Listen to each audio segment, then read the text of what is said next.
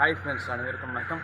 தற்போது நாம் காணக்கூடிய இந்த தாவரம் சிசில்பினியா பல்செரிமா என்ற தாவரில் கொண்ட இந்த தாவரம் மயிர்கொண்டை தாவரம் என்றும் தமிழில் அழைக்கப்படுகின்றன.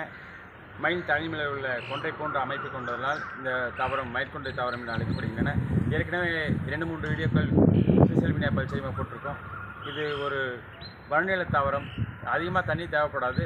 வாரத்துக்கு 1 நாள் 2 நாள் தண்ணீர் போட்டால் போதும். இதில் நிறைய வண்ணம் உள்ளன. ஏற்கனவே சிவப்பு, வெள்ளை நிறம், பிங்க்கு அதெல்லாம் போட்டிருக்கு, ரெட்டு போட்டிருக்கோம். இது பார்க்குறது எல்லோ கலர். இதில் கட்டிங்ஸ் போட்டு நம்ம எடுத்து வளர்த்துக்கலாம். வாட்டரிங் கம்மியாக வேணும். இது ஒரு வெப்பமண்டல தாவரம். குளிர் பிரதேசத்தில் இந்த தாவரம் வராது. வெப்பமண்டல தாவரம் மெயின்டெனன்ஸ் ரொம்ப குறைந்த மெயின்டெனன்ஸு.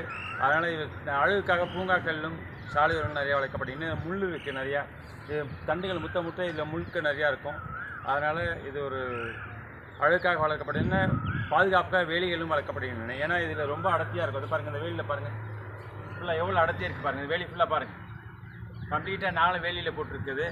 ஏன்னா ஒரு வேலி தாவரமாக ஆடு மாடு உள்ள வேலிக்கோ போடலாம். ட்ரிம் பண்ணி ஹெட்ஜி மெயின்டைன் பண்ணி அழகுக்காகவும் வளர்க்கப்படலாம்.